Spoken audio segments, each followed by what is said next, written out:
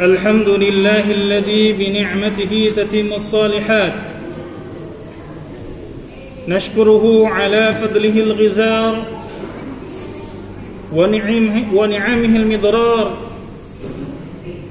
والصلاة والسلام على أشرف الأنام الطيبين الأخيار نبينا محمد صلى الله عليه وسلم وعلى آله وصحبه ومن تبعهم إلى يوم المعاد أشهد أن لا إله إلا الله وحده لا شريك له وأشهد أن محمدا سيدنا عبده ورسوله لا رسول ولا نبي بعده اللهم صل وسلم على نبينا الكريم محمد صلى الله عليه وسلم وعلى آله وصحبه أجمعين فقال تعالى ومن يتق الله يجعل له مخرجا ويرزقه من حيث لا يحتسب فقال تعالى أيضا يا أيها الذين آمنوا اتقوا الله حق تقاته ولا تموتن إلا وأنتم مسلمون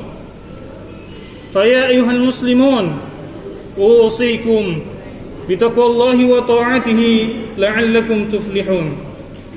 Amma ba'd. Ma'asyiral muslimin wa zumratal mu'minin rahimakumullah. Alhamdulillah, kita bersyukur kepada Allah Subhanahu wa taala di yaumil Jum'ah, Sayyidul Ayyam. Allah masih perkenankan kita untuk hadir di masjid yang kita cintai ini, di tempat yang penuh berkah ini, Masjid Al-Hikmah. Mudah-mudahan Allah Subhanahu wa taala senantiasa membimbing kita semua, memberikan hidayah dan hikmah kepada kita, sehingga kita dapat istiqomah dalam menjalankan perintah-perintahnya dan menjauhi daripada larangan-larangannya. Dan semoga Allah Subhanahu wa taala memberikan kepada kita husnul khatimah. Amin ya rabbal alamin. Salawat bertangkaikan salam marilah kita haturkan kepada baginda tercinta Nabi kita Muhammad sallallahu alaihi wasallam. Setiap gerak-gerik beliau merupakan contoh. Setiap tindakan dan perilakunya adalah tauladan, dan setiap kisah-kisah dalam kehidupannya merupakan inspirasi bagi kita semua. Maka siapapun di antara kita yang menginginkan keselamatan, menginginkan kebahagiaan, menginginkan kesehatan dan keberkahan dalam kehidupannya, maka tiada lain jawabannya adalah mengikuti baginda Rasulullah sallallahu alaihi wasallam. Allahumma salli alaihi wa ala alihi wa sahbihi ajma'in. Khatib berwasiat kepada diri khatib dan tentu kepada hadirin yang saat ini ada di masjid ini. Marilah kita senantiasa mengingat bahwa umur itu berkurang. Umur itu tidak berterus, akan tetapi ada batasannya. Yang itu semua Allah Subhanahu wa taala sebutkan di dalam Al-Qur'an, ila ajali musamma. Karena ada batasannya, karena ada ukuran dan kadarannya, maka hendaknya kita memanfaatkan waktu yang tersisa ini dalam rangka ketaatan kepada Allah Subhanahu wa taala. Hadirin jamaah Jumat yang dirahmati Allah Subhanahu wa taala. Izinkan khatib pada kesempatan kali ini menyampaikan suatu tema secercah harapan di tengah badai ujian. Hadirin jamaah Jumat yang dirahmati Allah Subhanahu wa taala. Di tengah banyaknya masalah bangsa kita, di tengah banyaknya persoalan yang dihadapi di kota yang kita cintai ini, di antaranya adalah penyakit COVID-19 ini. Begitu banyak saudara-saudara kita yang terkena. Kurang lebih ada 200 juta yang pernah terkena, yang saat ini dalam proses penyembuhan, maupun yang sekarang ini terbaring di rumah sakit atau yang sedang isoman di rumah. Dan kalau di Jakarta kurang lebih ada 500-an ribu orang yang terkena.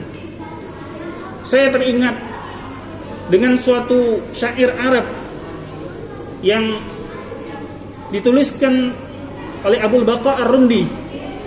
Beliau mengatakan bahwa likulli syai'in idza ma tamma nuqsanu fala taghurru bil 'aibi inshanu hiya al-umuru kama shahadtaha duwalun man sarrahu zamanun sa'athu azmanu hadhihi ad-dar la tubki 'ala ahadin wa la yadumu 'ala halin laha syanu.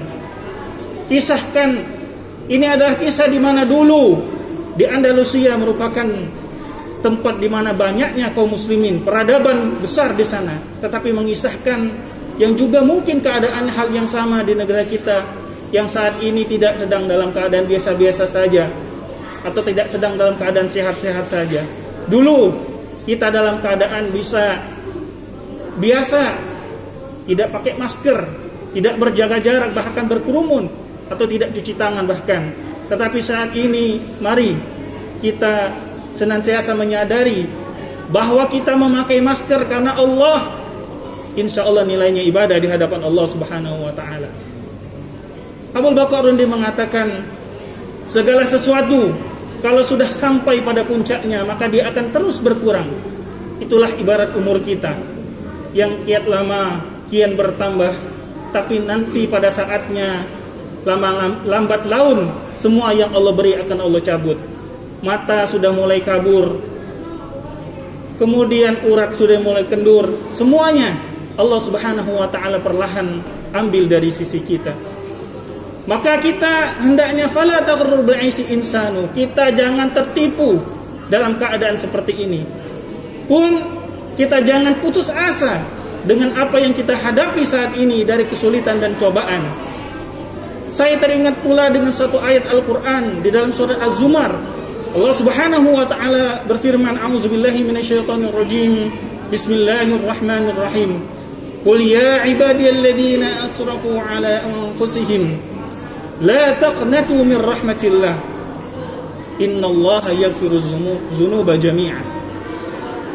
Katakanlah wahai Muhammad kepada hambaku, wahai hambaku, janganlah kalian berputus asa dari rahmat Allah. Sesungguhnya Allah mengampuni semua dosa. Hadirin, betapapun yang kita hadapi dari sulitnya, getirnya kehidupan ini, maka janganlah kita berputus asa dari rahmat Allah. Kesehatan itu rahmat Allah, rizki itu adalah rahmat Allah,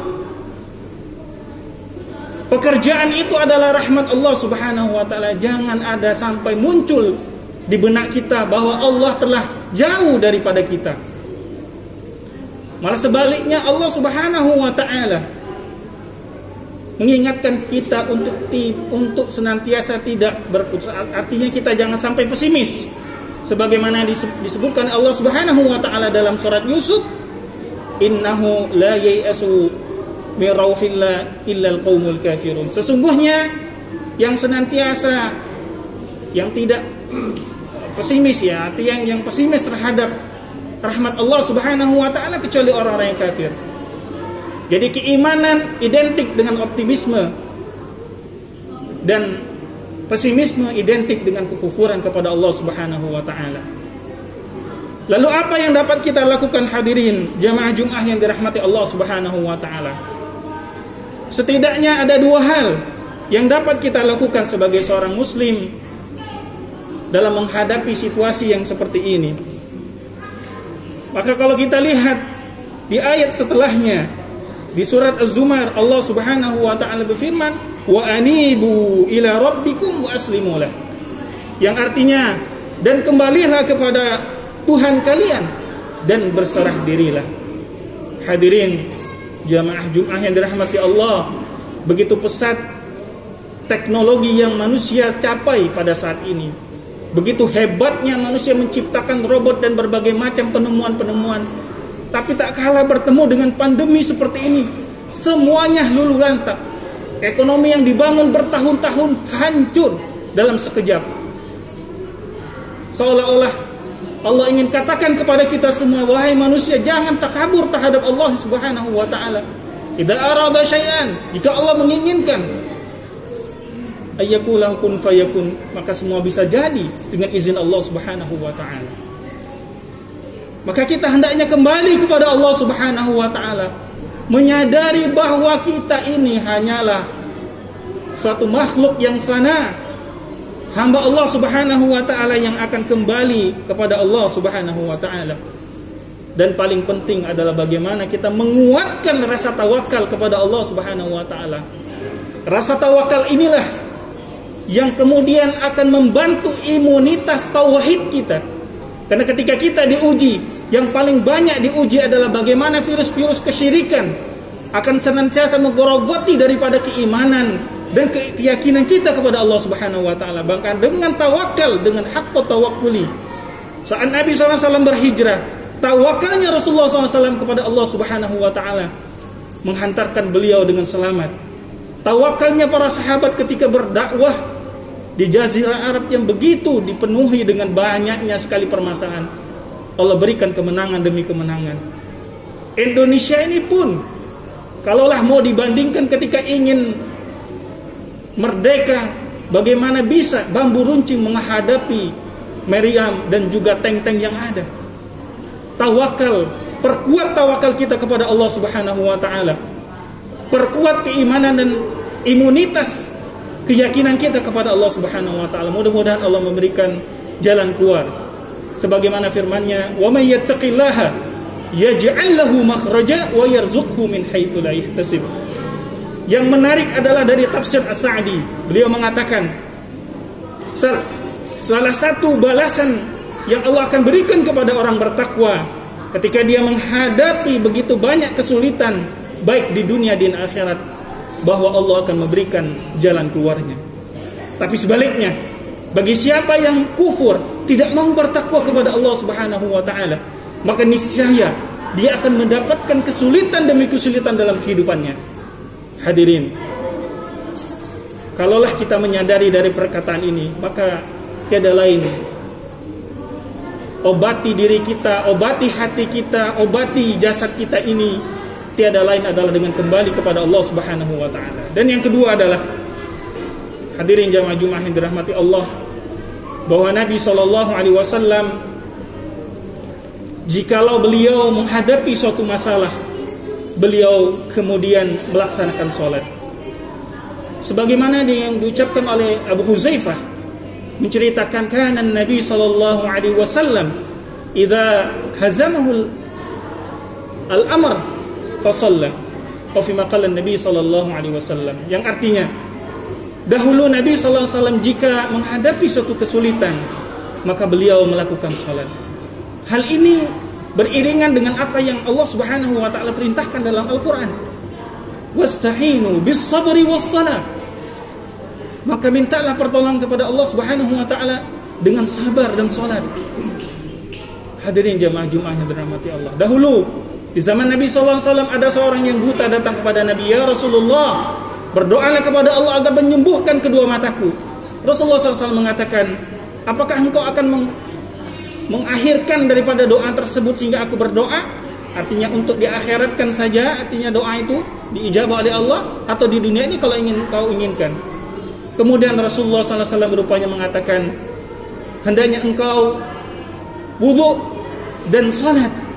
Dan setelah salat, Rasulullah SAW menyuruh orang itu untuk berdoa kepada Allah Subhanahu wa taala.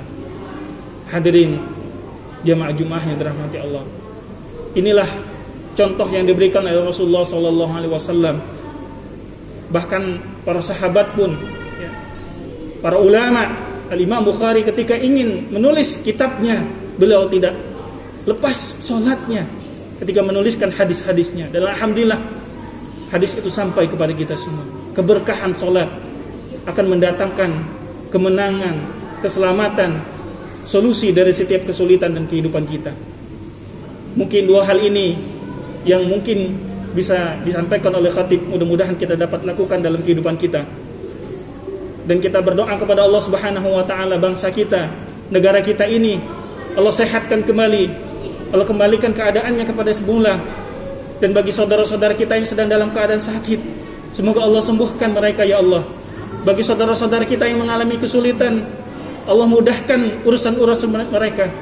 Dan bagi saudara-saudara kita yang sudah menemui Allah Subhanahu wa taala, para asatidz kita, para masyayikh kita, para guru-guru kita yang sudah menemui Allah Subhanahu wa taala, ataupun keluarga-keluarga kita, semoga Allah terima amal ibadahnya, Allah ampuni segala dosa-dosanya, diluaskan kuburannya dan ditempatkan di sisinya yang mulia.